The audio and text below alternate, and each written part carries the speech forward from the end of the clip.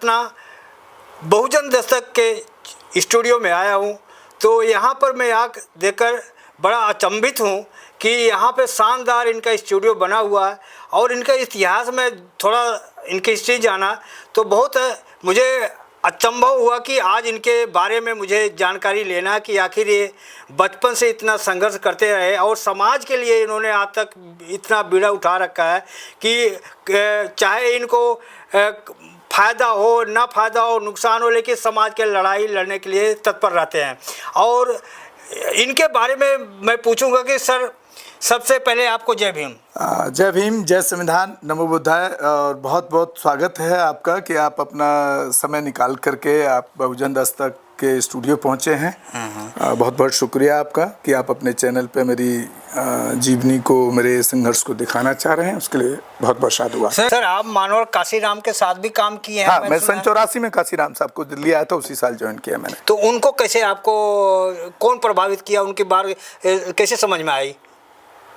उनकी जब मैं दिल्ली आया तो उनके जो हमारे जो गवर्नमेंट सेक्टर के लोग जो बामसेफ और DS4 में काम करते थे, जो नॉन पॉलिटिकल ऑर्गेनाइजेशन, वो पहले से हमारे अड़ोस पड़ोस के, क्योंकि मैं दिल्ली में यहाँ इस दिल्ली में रहता था तो हमारे भाई वगैरह उस मीटिंग में बड़े वाले बामसेफ के DS4 में, उनके साथ में जो नॉन पॉलिटिकल ऑर्गेनाइजेशन, क्योंकि सरकारी डिपार्टमेंट वाला कोई पॉलिटिकल एक्टिविटी नहीं कर सकता है, वो लोग जुड़े हुए थे उनके नॉन पॉलिटिकल। उसी में हम जब वो यहाँ पे ये लगता था कैंप, या जब साहब काशीराम जी आते थे तो हम तो उस टाइम 9वीं क्लास के बच्चे थे, 14-15 साल के, 16 साल मान लीजिए, 17 मान लीजिए।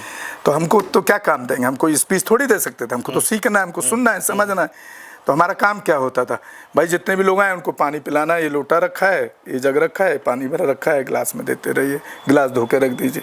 यही सब काम करते करते उनके साथ फिर 14 अप्रैल को फिर उन्होंने पॉलिटिकल पार्टी और उसको बामसेफ को डिस्ट्रॉय कर दिया, जिसमें आज उसके कब्जा करे हुए ये अभी 10 ग्रुप में वो बट गए हैं। ये दलाल है। सर, मानवर काशीराम को ऐसी कौन सी बात आपको अच्छी लगी कि जो आप उनका अनुयायी बन गए? मैं उनके सबसे ज़्यादा एक कोट से ज़्यादा प्रभावित हूँ, आज भी हूँ। जिस तरह से हमारे मायावती जी ने जिस तरह से उस एजेंडे को पूरा बदल दिया। क्या? जैसे कि वो गली गली जाते थे, छोटी गली, बड़ी गली, छोटा शहर, बड़ा शहर, साइकिल से जाते थे, कार मिल गई, बाद में तो कार भी आ गई थी जब लोग पैसा देने लगे, फ्लाइट से भी चलने लगे थे। लेकिन वो समाज को जागरूक करना उन्होंने बंद नहीं किया, कैडर बंद नहीं किए उनके होते हुए। इन तो कहते हैं कि कैडर बंद नहीं हुए। इनका तो कहना है कि आंदोलन करना नहीं, इससे क्या जेल में जो चले जाएंगे लोग। तो हम तो जेल में जाने को तैयार हैं। अगर आपको समाज की लड़ाई लड़नी, जेल तो जाना पड़ेगा। अगर आप जेल जाने से डरेंगे, हाँ, कितने लोग आप इंडिया गेट पे देखे ना, इंडिया गेट के प्रदर्शन में काशीराम साहब के ज़माने में सर फूटा लोगों का। मेरे पास वो वीडियोस हैं, मेरे पास वो फुटेज हैं। साहब काशीराम ने पट्टी में गया था तो वो वहाँ जा रहे तो उनके ऊपर पत्थर मारा गया। हाँ, तो ये तो झेलना पड़ेगा ना। जो आप जिस गुलामी में जी रहे हैं, या तो उस गुलामी को एक्सेप्ट कर लीजिए। और आज के जितने बहुजन नेता हैं, जितने भी हैं, सबने गुलामी को अडॉप्ट कर लिया है, लेकिन उसको समाज नहीं समझ रहा है।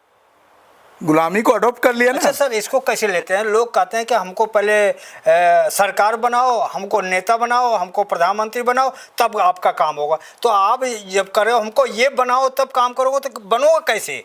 नहीं तो बना, वही तो मैं पूछता हूँ। तो यही तो मैं बोल रहा हूँ, वो बात आपने दूसरा क्वेश्चन कर दिया। साहब काशीराम जी के एक कोट से मैं सबसे ज़्यादा प्रभावित हूँ और उस पर मैं काम करता हूँ। साहब काशीराम जी का एक कोट है, राजनीतिक आंदोलन चले या ना चले, लेकिन सामाजिक आंदोलन चलते रहना चाहिए। अब आप ही कह रहे हैं इस बात को कि जब आप लोगों के बीच में जाते हैं तो लोग कह रहे हैं पहले सरकार बनाओ, तब हम आपका काम करेंगे, तब हम समाज की लड़ाई लड़ेंगे।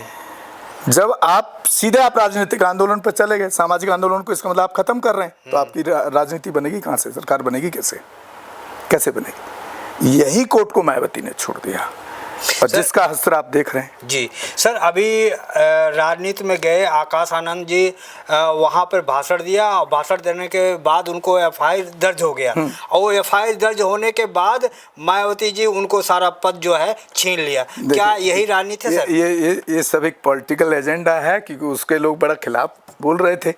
तो एक इमोशनल लोगों को करने के लिए आज वही लोग आकाश आनंद को कह रहे हैं आकाश आनंद को दोबारा बनाइए, ऐसा भी तो कह रहे हैं लोग अब।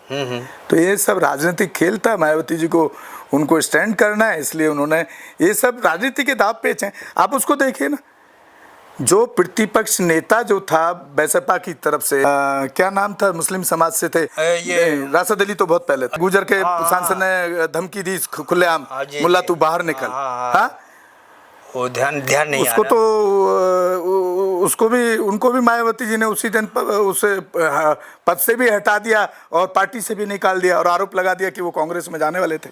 एक राजनीतिक दाव पेच है। सर मैं 2 क्वेश्चन और आ गया छोटा छोटा। जैसे अभी मोदी जी बार बार ये कह रहे हैं कि अगर कांग्रेस की सरकार आएगी तो आपका ध्यान धरती, मंगलसूत्र और सब मुसलमानों को दे देंगे, आतंकवादी दे देंगे। तो ये बात आई कहाँ से सर? देखिए, मोदी का जो टोटली फॉर्मूला है वो अंग्रेजों का फॉर्मूला है। अंग्रेजों ने क्या किया था भारत में पहले, डिवाइड एंड रूल्स की पॉलिसी सब बताते हैं ना, हमने तो नहीं देखा, यही पुराने लोग बताते आए हैं, जो चाहे वो कांग्रेस के हों चाहे भाजपा, यही तो बताते हैं कि अंग्रेजों ने डिवाइड एंड रूल किया। तो डिवाइड एंड रूल की पॉलिसी है मोदी की। मोदी पूरा अंग्रेजों के हिसाब से पूरे देश को चला रहे हैं, ना कि इंडियन के हिसाब से, ना बहुजनों के हिसाब से, ना समाज के हिसाब से, ना देश की तरक्की। बताइए किधर तरक्की है? 5 लाख कमाने वाला आदमी जब से मोदी सरकार बनी है, मेरा अकाउंट चेक करा लीजिए, 10 रुपये कहीं आपको अकाउंट में बिलिंग मिल जाए तो बताइएगा मुझे, क्यों? सर तो ये तो डिवाइड एंड रूल की पॉलिसी है। सर पहले अंग्रेजों ने क्या किया, यहाँ के छोटे छोटे कारोबार शुरू किए, कंपनी ईस्ट इंडिया कंपनी को खड़ा किया, और ईस्ट इंडिया कंपनी ने पूरे देश को कब्जा लिया आर्थिक तौर पे और देश को गुलाम बना दिया। अभी मोदी क्या कर रहे हैं, उन्होंने 4 लोगों को खड़ा कर दिया। वो एक ईस्ट इंडिया कंपनी थी अकेले, 4 कंपनी बना दिए। जो अडानी का नाम आप सुन रहे हैं डेली, वो क्या है? आपने सारा सरकारी तंत्र, जिनको बैंकों का राष्ट्रीयकरण किया गया, रेलवे का राष्ट्रीयकरण था, जो राष्ट्रीय संपत्ति थी उसको आपने प्राइवेट सेक्टर को दे दिया, 4 कंपनियों। तो वो तो बेचना ही हुआ ना, उसको बेचना नहीं कहेंगे क्या? 2 पॉलिसी पे काम कर रहा है मोदी, एक डिवाइड एंड रूल और देश की सरकारी संपत्ति को बेचने। लेकिन सर मोदी के भक्त ये कहते हैं कि अगर महंगाई बढ़ रही है तो क्या फर्ज पड़ता है, देश विकास कर रहा है, विकास करने के लिए आपको तो महंगाई झेलना पड़ेगा। नहीं, महंगाई कर रहे हैं तो देश विकास किधर कर रहा है? मेरे पास बिजनेस क्यों नहीं है, बताओ ना फिर। मोदी बताएं, उनका अंधभक्त बताए हमको। देश का विकास तो तब कर रहे हैं जब वहाँ के लोग विकास कर रहे हैं। आपका तो ये थे गौतम रत्न सर, इनके बातों से आप कितना प्रभावित हुए? आप कमेंट में प्रतिक्रिया जो है आप देना चाहें आप दे सकते हैं। हमारे चैनल बहुजन दस्तक को लाइक, शेयर, सब्सक्राइब देखना मत भूलिएगा। जय भीम, जय भारत, जय संविधान, नमो बुद्धाय। धन्यवाद। चैनल आर्थिक समस्या से गुजर रहा है।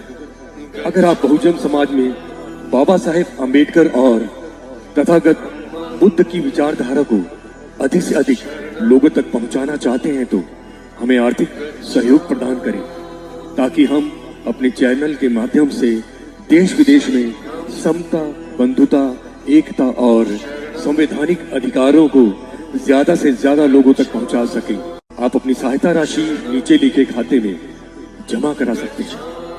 खाता धारक गौतम रत्न, खाता संख्या 316957686551, IFSC कोड SBIN 0060336, बैंक भारतीय स्टेट बैंक। आप हमारे बैंक खाते का विवरण स्क्रीन पर भी देख सकते हैं। जय भीम, जय भीम।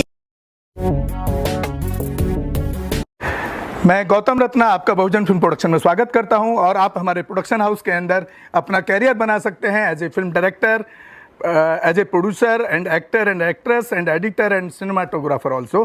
अगर आपको फिल्म से रिलेटेड कुछ भी प्रोजेक्ट आपको बनवाना है तो हमारे पास में पूरा सेटअप है, जिसमें फिल्म कैमरा है, शूटिंग लाइट्स है और एडिटिंग है। सारा A to Z एक ही जगह पर आपको हमारे यहाँ पर मिल जाएगा। तो दोस्तों, आप हमें कांटेक्ट कर सकते हैं हमारे नंबर्स पर 9810085714 और 8510005714 हमारे वेबसाइट पे विजिट कर सकते हैं www.filmserviceindia.com और हमें मेल भी कर सकते हैं gautamfilmsproduction@gmail.com पर। धन्यवाद।